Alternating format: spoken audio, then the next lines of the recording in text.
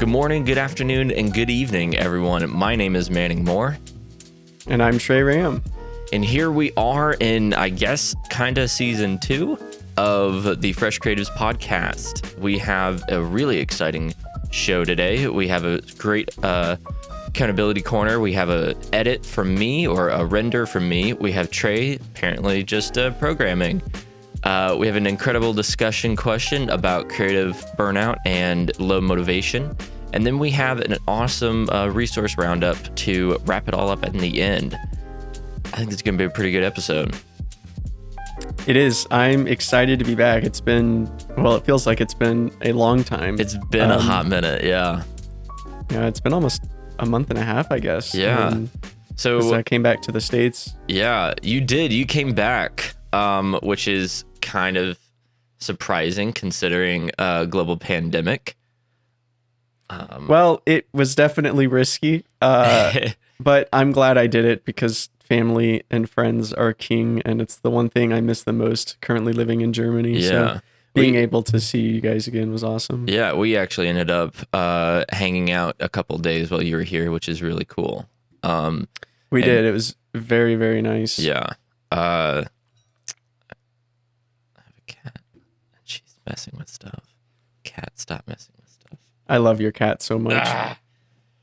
So what have you been doing since we wrapped up last year? Man, I have just been programming. So we started our semester project at university, and although I am studying as an artist, I can also program. And since we weren't able to get a programmer for our project, I ended up doing that for this project. So yeah, I've been programming for the past month. It's basically my full-time job, and it will be until the middle of February whenever we finally finish the project. Woo! That's intense. Do you like programming? Well, I wouldn't be doing it so much if I didn't. That's a good point. Yeah. I think I've been tracking my time, and I think over the course of the past 7 weeks, I've spent 80 or 90 hours programming, something like that. Damn. So the number is very high. Yeah. But I mean, I love it. It's a really fun challenge, and being able to logically think through a problem is one of the things I love about programming. Yeah.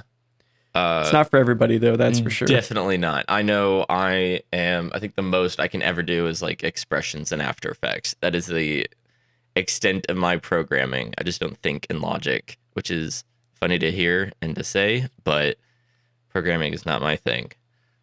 It's definitely a mindset. Yeah. Hats off to everyone that does and can program. It's tough stuff. Good job. Oh yeah. Let's see. Oh man, it's been kind of a busy new year for me already. I had COVID, got that for 2 weeks. That was fun. My wife got it from her coworkers. And so I got it. And so that was fun. Not really. Awful. It's kind of annoying. And well, I don't know what happened during quarantine is probably, going to lead into our discussion topic. So I'm gonna hold off on that for a minute.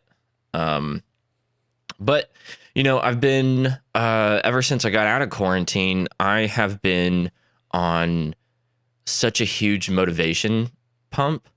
It's been great. I'm learning Nuke more. I almost finished my demo reel, which is nice. And exciting stuff. Yeah, I feel really good right now. I've been getting into coffee. I like coffee. Coffee's good. It's really fun. And I don't know, since I have a lot of friends that are really big into coffee, I feel like, this could be a thing that I could pick up and learn. And there's a lot about coffee that you would there really is never have guessed or expected. There's a lot to it. So I'm brewing with the Chemex because I got that for Christmas. And I'm trying, right now I'm trying a dark roast from Pete's Coffee. And you could say anything about coffee and I would have no idea what you're talking about. Well, at that moment I was more speaking to our viewers than you. So that's that. I see where I stand. Yeah. Yeah, there you go. Anything you want to add before we get into our accountability? No, I think we should hop right into it. All right, let's get into it. I'll start with a render I did. So I have recently been supporting Ian Hubert on Patreon, and I recommend a lot of other people do it because he's an incredible artist, incredible filmmaker, and just a really cool person. So I highly recommend checking him out because it's really cool and really good to support other artists. Plus, you get a lot of really cool stuff. He releases a lot of incredible Blender tutorials, really good models with textures and everything, a bunch of assets, really fun. So with some of the stuff that he had released, I created this essentially. I wanted to do something, right? Didn't know what, but I wanted to do something. So I started out with my, usual put whatever kind of grass I can on a plane and then start from there. So Always a good start. yeah, it's always a good start. Like a lot of this stuff is photo scans from Ian. Some of it is free Quixel stuff. Some of it is just modeled stuff from Quixel. This right here is called a Hyperbole, and that was taken from Ian. So you can see right here, this is how it looked coming out of Octane, which is okay, right? It doesn't look too bad. But because It's a little flat. Right? Because I view myself as a compositor, I really think images pop in compositing. Rendered things pop in compositing because that's where you can do your final look, your final grade, all this other stuff that you can't do right out of camera. So learning how to composite well is pretty important. So Absolutely agree. yeah. So I actually have like a series of videos on how I did all this compositing on YouTube. So I'm just going to show you all the things that I did. I'm not going to get into how it happened. So this was a breakdown of the passes and then just combined together, did a little color grading here and there. And then what is this? Let's see. I added heat distortion, which was right here, and then added some dust particles back here. Oh, nice. So a little bit of dust particles because I figured the light was hitting right there. It'd probably illuminate whatever is happening back there. And then I added some fog. Added some more fog, even more fog. Actually, this was supposed to be a flare. It didn't look super great. I actually kind of just. So you just turned it into fog. Yeah, I turned it into fog. Solution to everything. If it doesn't look good, just add fog. Yeah. A little bit of chromatic aberration, film halation, vignette, and then let's see, sRGB convert, LUT, grain, slight blur, boom. And what I tend to do, and I recommend this for people, is using a show LUT and then grading to that. So if there's a LUT that you use that you really like, use it and then tweak, like use as kind of like a viewer LUT to see what's happening, and then go back, tweak passes, tweak a bunch of render stuff, and use that to an advantage rather than like a final look. Use it to help grade all your other aspects of the image. It's pretty useful. That's a good tip. So you have that applied the entire time while you're working rather than applying it just at the end. Yeah, exactly. And that's something that we do in VFX. So when we get shots from an edit, they'll usually be grading with a show LUT, right? A LUT that they use, and then they'll send it to us.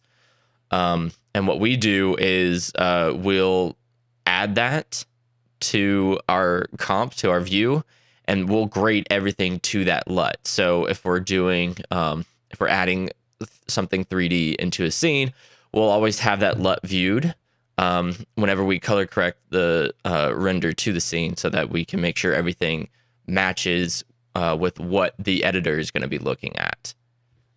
So that's always super important. So it's just a thing that I picked up there, and then I implement that in the 3D stuff that I do. Yeah, I mean, that's a great tip too, because small changes far down the line can affect the end result. And if you don't have that implied, you don't know how it affects it. Exactly. Yeah. All right, that's my accountability. What do you got? Yeah. So I got a game. You have a game? Yeah, I've been programming a video game. Okay. So your life is VFX, my life is video game. I like it. And here you can see what we've been working on. It's called Bananab. Bananab. And it's a multiplayer. Well, it's a 2-player game. Oh, I've Might seen be the 3 or little 4. eggs. Might not be. Yeah, I've sent you a few little GIFs of this. So my job has been programming all of these, working on gameplay systems, character controllers, spawning systems, modules, AI, and it's been quite a lot of work, but it's looking really good so far. We need to start working on getting the art assets in, which there's somebody else on our team that's working on that at the moment. Yeah, can we get a little sneak peek? But yeah, we can. Okay. I'll go ahead and escape here. I can just give you a quick idea of how it'll look. So we're going for kind of a gradient / stylized look. Okay. And I think it'll look really nice, kind of cell shaded. I need to get it set up here because I don't have it set up in this scene. Yeah. But here you can see how it'll look on a somewhat completed asset. That's cool. So this will look really cool. nice once we get that on all of the assets and implemented in.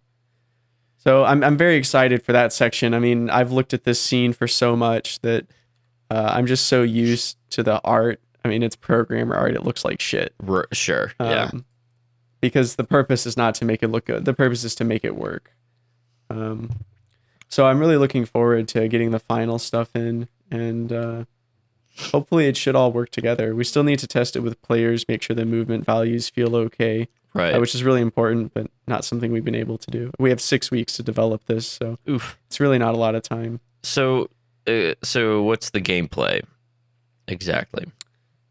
So in the game, you're both racing on the exact same track, except you're racing in opposite directions. Oh. And so here you can see like I do something and it kind of affects the world. So these lily pads are going down. It means now whenever the player on the right side of the screen gets to this section, these lily pads will be gone, and instead they'll have to swim, which is obviously slower, right? Yeah.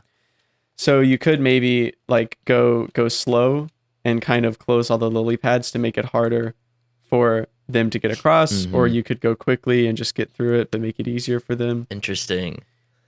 So all of these obstacles are kind of variations of that. And I don't have my second controller set up, so I can't show you. Gotcha. So here you see now, if I jump across, I have the option here. I can pause the platforms. But on the other side, there's actually a switch where I could pause the platforms as well. So the player coming in the other direction could choose to pause the platforms or not, depending on if they want to make it easier for themselves or not. Yeah. Oh, this is really interesting. Yeah, so it'd be cool once we get it all put together and Okay. tested. This is cool. We're doing our meeting after this weekly meeting to discuss what we need to do. We got some feedback yesterday on the game design, so Yeah. I'm going to be proposing a few changes to the game to make it a little easier for us to program. Sure. So That's cool. yeah, and then you get to the end and you're chasing after some bananas. So the first person to get to the pile of bananas wins, and then it'll Very nice. just go back to the beginning and you play again. Okay. So all the tracks are randomly spawned, so each playthrough is slightly different. Oh, fantastic. I was going to say that would make a lot of sense, is to do kind of randomly. It is. Yeah, that's why you don't see any of them here, because they get spawned whenever the game starts. Yeah. Okay. So Cool. that's our project. It's been a lot of work. That's so but cool. So far, I think it's going really well. That's awesome, dude. Well done. Thank you so much. Fingers crossed that it turns out well. But we still got a lot of work to do. So Yeah, man. I hear that. I definitely do. All right. well, Well, let's let's dive into our final discussion topic, or our discussion topic. Let's do it.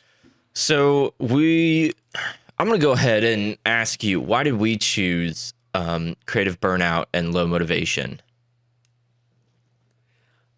Well, for me, it's a constant thing I feel like I have to fight against. Like, I think if you work in a creative field, you hear about these problems very quickly. Whether that be in relation to maybe a professional or maybe a controversy going on in some studio or whatever. People are going to talk about things like burnout, and it's a very real thing, and it's a very difficult thing to deal with. And for me, I definitely have sort of gone through phases of it in the past where I was like hyper motivated to work on something, and I would just work on it, work on it, work on it. And then it just got to a point where I was so drained and I just did not care for it at all. And so I wouldn't do it. I think this is something that happened to me in high school whenever I was doing a lot of filmmaking and video work. Is I got to the point where I just didn't care, and it ended up hurting me in the long run, and was a really big problem for an entire semester, probably 6 or 8 months. And I still don't think I've ever really recovered from that phase, in terms of filmmaking and video production. But I don't know. I think that's why I'd like to talk about this. I think because it's a thing that everybody faces, and something that I've dealt with, and I'm sure you've dealt with with it as well. Yeah. My most recent memory of burnout or low motivation was in quarantine. So, I'm an extrovert. I like people. I desire to be around people, which, partially makes this pandemic difficult for me, right? Of course, I always follow whatever guidelines or regulations that are needed. But being sick with COVID, having to quarantine away from everyone for 2 weeks, it was really difficult for me. If I can't get, what is an extrovert? Extrovert gets their energy from being around other people, right? Yep. And if I'm at home and I've got nothing, then I'm feeling so bad and drained and low and almost depressed. At least the closest to depression that I could think. And it's just not something that I enjoy. So, I have no motivation for anything, right? I was supposed to be working at home. I did do the work, but I was, slouched all the way down, just kind of drained of any kind of excitement or anything like that, and it was a struggle. It was a very big struggle. Fast forward to the Monday I can go back to work. I am doing everything and anything. I'm drained. I'm like chugging tutorials, chugging videos, reading manuals on, whatever kind of VFX thing I grabbed. I almost finished my demo reel, which I've been pushing off for months because I'm a lazy guy. I'm going through classes that I have in the backlog that I need to finally finish. I'm going back into Nuke. I'm looking into all other opportunities, trying to work with other creators. I have had such a huge hit in motivation and energy since I have been able to get back to people, and it's been huge. It's been huge. So, I guess I'm saying this to illustrate, everyone will face the low motivation. Everyone will face the, creative block. But it's not going to take over forever, right? You're not going to have this block and it define what's going to, be the rest of your life. That's not going to be. It's there is another, end to low motivation. There is an end to burnout. And yeah, I'm feeling that effect right now, which is really positive. Where are you in that regard? For me, I sometimes feel like I'm very close to like very bad creative burnouts. And this is one of the biggest reasons I'm very rigid in my day structure during the week. I basically always go to bed at 10 p.m. and I always get up between about 5 and 6. And this is something I've sort of set myself because I think it helps me sort of fight against creative burnout. And thankfully for me, I'm super introverted, so I'm totally cool with like being home alone for days at a time. Yeah. Like, it doesn't bother me, right? Sure. When I got back from break and I had to do a 10-day quarantine in Germany, those are probably like 10 of the most productive days of my life. Like I felt like I got so much done. Yeah. But it's, it's different for everybody. But outside of that, I also try really hard to say I'm only working from this time to this time. I on the weekends I don't do work at all. Not work that I need to do unless I feel like doing it. So for our project, I don't work on our project on the weekends. I've told my team that I said I'm not working on the weekends unless like it is absolutely required for some reason. It's not happening, because allowing me to like separate that, which is hard when you're working from home. I mean, I spend my entire day at home, both working on projects and relaxing. So I think making that sort of temporal separation between these two things helps a lot with that. And then I never work past 5 o'clock, or I really try not to. Sometimes I might like 5, 6, whatever. But after about 6:30, I'm like, yeah, this is not happening. And so I think that's one way that I fight against it. Yeah. I still feel like I'm close to creative burnout. I mean, there's a lot of days where I don't have the motivation at all, and that is really frustrating. Yeah. But I was reading a couple articles to kind of prepare for this, and one of the articles says that your creative energy is a lot like a well, like a water well. You take out of it, right, and it slowly fills up over time. But if you take out too fast, it's going to go dry. But using this example, like what happens if it goes dry? I mean, you don't just get depressed and sleep on your couch and eat pizza all day or whatever. I mean, you do something about it. I don't know. You go to the store and buy some water. You go to your neighbor and borrow some water. Yeah. And it's the same way with creative energy. I mean, I've developed habits that help me from completely draining my well. And I think that's an important thing for any creative to do, because when it comes to creating really good stuff, it's not necessarily that you do it in a week. That does not happen. Good creative projects happen over the course of months or years, and you have to be able to maintain motivation throughout all of that time. I think, honestly, in creativity, I think consistency is one of the most important things that you can have as a creative, because it really allows you to do amazing stuff. Every cool project you see is a result of consistency more than anything else, in my opinion. Yeah. That is interesting, right? Something you have the stigma of artists being such scatterbrained and, random. What's another good word? I don't know, just like crazy. They inject any kind of variable into the life, or whatever kind of variable that they can into their life at any given moment. But it really is structure, consistency, and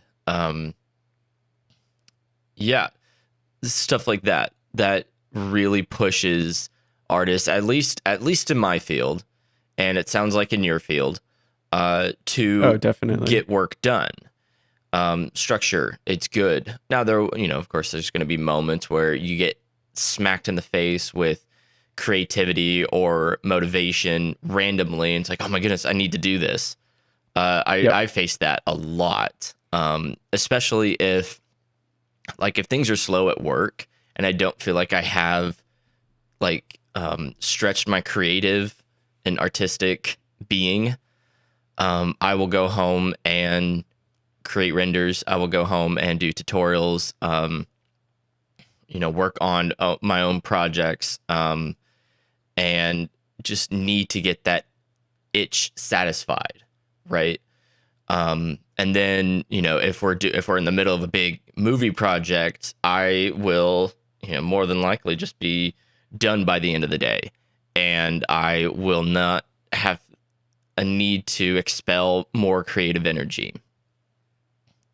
And, honestly, those are the more preferred days, because then I can go home and just be with my wife, instead of feel this nagging sensation of you did not do enough today. And then that kind of dives into the mental anguish of you need to do so much in a day in order to get to where you want to be. I like my internal feeling is I need to do X amount of work in order to feel like I've accomplished today. And that could be kind of dangerous. It could actually be very dangerous because I'll have days where, like I said, I don't do a lot at work and then have to go home and do something. And sometimes that just gets in the way of life after work. And then I think that's a different topic. It is a different topic, but that also dives into the motivation feeling where I feel, like if those days stack up, then I go into I'm not doing enough. I am not enough, and I won't do any more work because I'm not enough. And so that's a struggle that I have for sure. Is doing enough to make my, my internal self feel like I've done enough. Mm-hmm. Yeah, and that's a hard thing. And that's where structure comes in. So also reading this article, it has a section on avoiding burnout because ultimately nobody wants to be burned out. Being burned out fucking sucks. And excuse my French, but it is not fun, right? Yeah.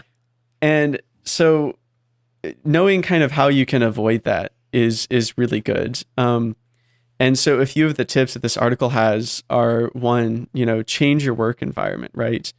Is there a way that you could maybe lay out your room differently or something to get a new perspective, right? Because sometimes you sit in the same place for so long. I mean, your mind just gets stuck in that place and then you change the perspective. Mm-hmm. And even just looking at a room from a new way can totally change how you see that room. Yeah. It's wild when you experience this in real life, right? You, walk into work through the same door every single day for 2 years. And then you walk through a different door and you're like, whoa, this feels like a totally new building. Yeah. Yeah.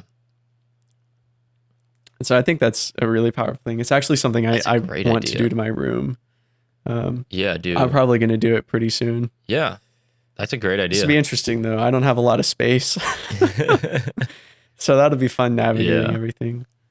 And I think another thing too that has helped me a lot is having multiple projects to work on, and even inside of a project, having multiple things to work on. So I work on a Fallout project. I've talked about that before. Mm-hmm. Yeah. And I do that every morning for an hour and a half. Structure. And what I love about that, exactly, structure, consistency builds results. What I love about that, though, is it's such a big project. There are a million things I could do. Mm-hmm. And if I wake up one morning, I'm like, God, I just have no desire to put together some buildings in the downtown area today. What I really want to do is create a map of our sewer system, Yeah. I can do that because it's a thing that needs to be done. Sure. And it's not like either of these are more important than the other. They both have equal importance. Right. And so you can kind of, by switching off a little bit, allows you to stay focused on a project because every project has many, many different aspects. Oh, yeah. And except in some rare cases, there's no reason why you need to work on one aspect super, super, super hard, right? I mean, even in a professional project, there's multiple ways that you can kind of do different things to mix up your day, even if you're ultimately kind of pushing towards one result. Right.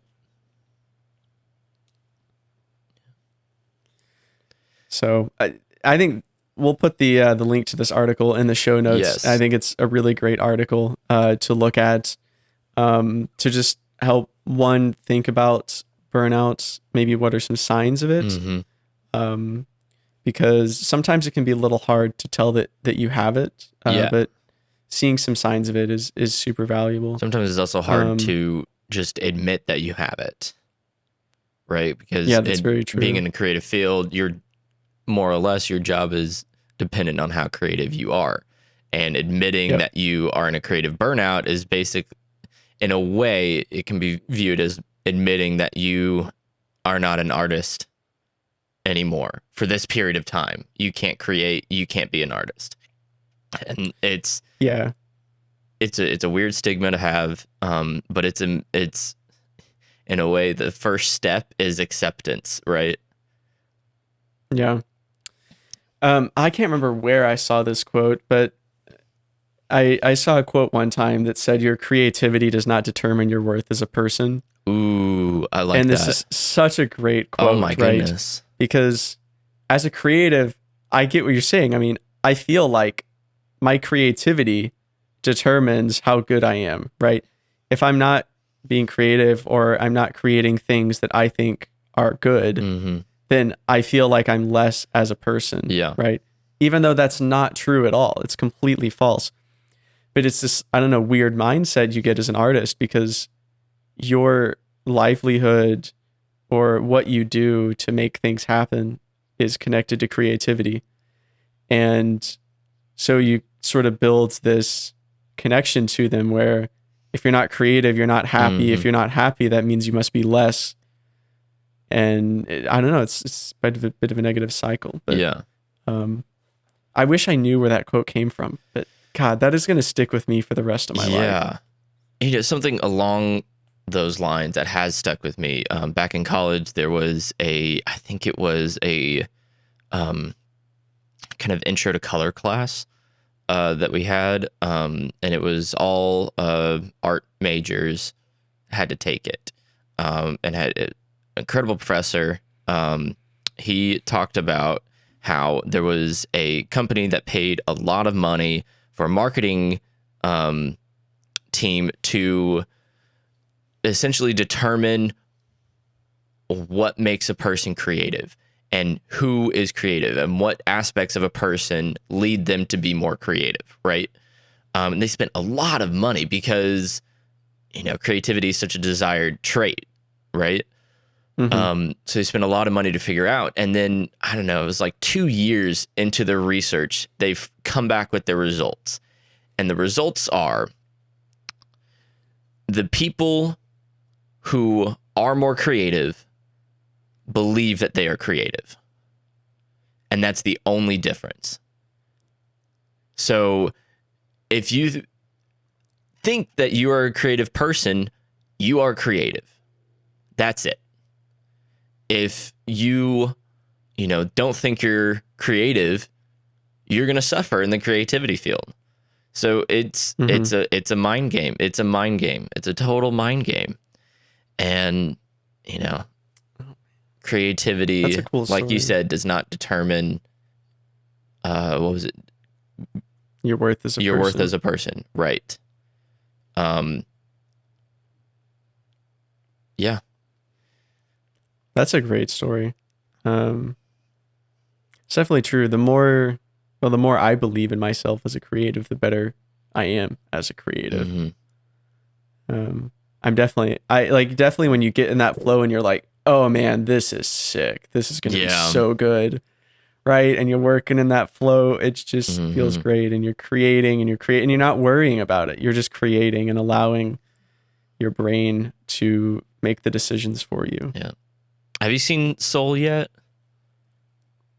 I have. I actually watched it with a few friends about 2 weeks ago. It's so good. Every time I think of creative flow, I think of that movie. Yes, that movie is super, super interesting. Is I think It's really beautiful. I think that's moved up to my favorite from Pixar. I think it Yeah, has. I'm sorry, Coco. Coco has moved down to number 2. Soul is number 1. It's so good. absolutely amazing. All right. Well, I think that's about all we have time for in terms of the creative burnout discussion. We had a good discussion there. I think there's a lot more that we could say about that, but unfortunately, we do have a time limit for the episodes. So, Manning, why don't you lead us into the resource roundup? Yeah, let's go. Okay, so the first thing that I have found is a really cool Houdini tutorial series. So if you are a fan of, oh man, I don't know how to pronounce this guy's name correctly. It's like Tim Van Helsdingen. Tim Van Heldensvingen? I don't know. You'd be closer to understanding it more than me. Follow him on YouTube. He's got really cool Houdini tutorials, really great stuff. He has this free course on production workflow, and you get all of the models here. You get like the animation, all the breakdown as to what's how to do this stuff. It's really impressive. And usually you pay hundreds of dollars for a course like this, but this is like on Side Effects' website. So highly recommend checking that out. It's really cool. I started going through the first episode. If it is on the intermediate side for Houdini. So if you don't know a lot of Houdini, I recommend. It's gonna be rough. It will be very rough. He has some other courses, especially on his YouTube, that will help you kind of get up to speed. So definitely check that out. Yeah, that's the first one that we have. This other one is called Texture Ripper, which is really interesting. We'll watch the little thing in the background here. But essentially what it does is it removes the perspective look of textures in a pretty simple and easy to understand way. So basically, the perspective of this building, it removes it and then just pastes it onto a flat image, which is pretty cool and pretty useful. That is fantastic. Yeah.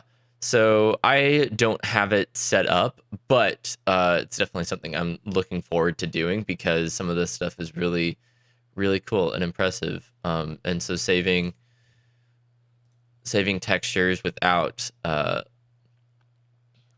perspective actually would be really good for UVing, right?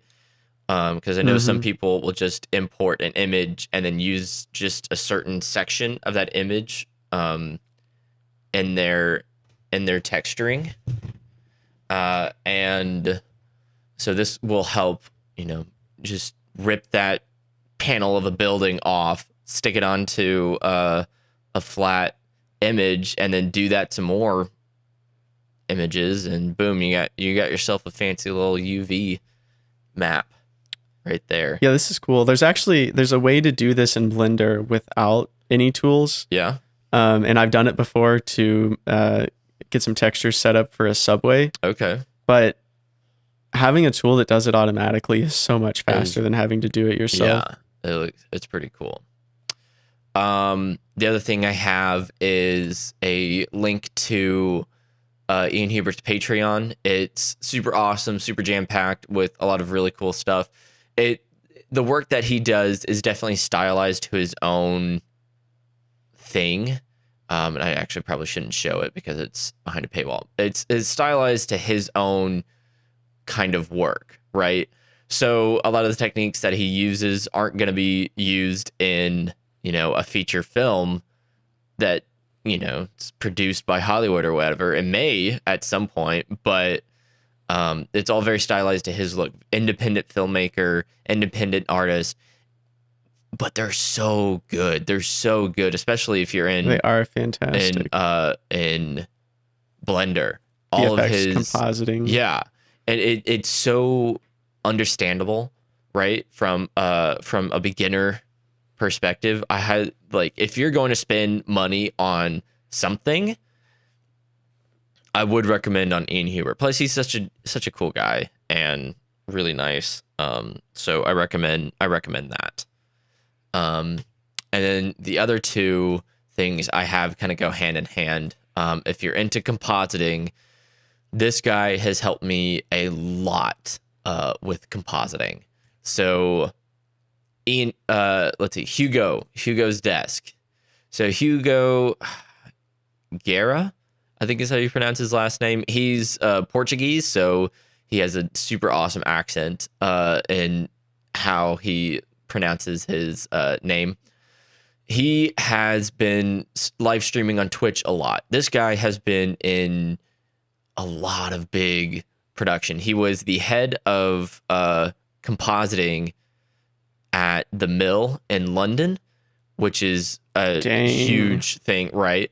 And he has just a huge library of tutorials with Nuke, and with on-set VFX supervising, and talks about, all this other stuff. It's so good. If you're into compositing and you want to be a compositor, please check out this page. It's incredible. I learned a lot. And then he also has a lot of stuff for for demo reels. So if you're creating a demo reel, check this out. Maybe get some notes on what to do with your own. Stuff is amazing.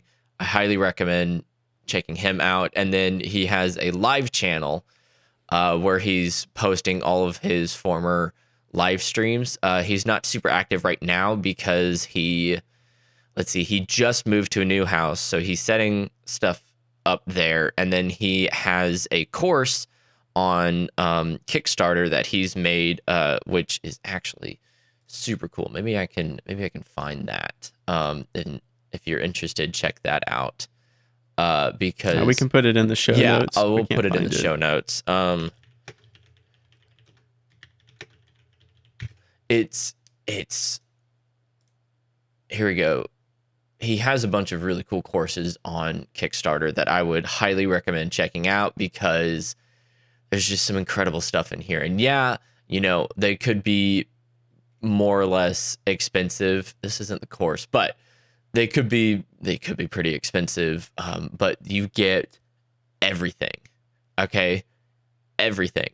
And it's really, really cool stuff. So check out him, check out his channels, because they're really like industry compositing techniques from this guy. So good. So good. Love it. Okay. That's it for me. That was a lot. And I got really excited there. But I love compositing. That's my favorite thing. That's my bread and butter. And so anytime I can recommend a channel that does really good compositing, I will. I expect nothing less of you, Manning. There's one thing I can rely on you for. It's good tips on compositing VFX and how to get better. Yeah, I'm still learning a lot. I'm going through another class right now that is incredibly exciting. And it's a Nuke, and I need to learn more Nuke because everyone just works in Nuke because it's so good. It's Nuke or Flame, but Nuke is used at the studios that I want to work at. Yeah. Is that it? I think that's it. Wow. This was a longer episode. It for episode 9. It was. Yeah. But we had a lot to cover. But I thoroughly enjoyed it, though. Yeah. We did. I think it was a good episode. Yeah. All right. Well, I mean, thank you everyone for stopping by for the new year and checking us out. This is still one of our favorite things to do. It is. And it's such a treat to get to do this and share this and to just kind of be a part of a community. So thank you guys so much for watching. This has been really fun, and we look forward to 2021 and all the information we can talk about and send out. Find and learn. Yeah, maybe we can get some interviews. That would be That would awesome. be great. I'd love to interview somebody again. Maybe someone in the game industry, pick their brain a little bit. Yeah. I'll need to ask around and see who I can find. Awesome. Well, that's going to do it. Thank you guys so much. Good afternoon. Good evening. Good morning. And goodbye. Yeah, there you go.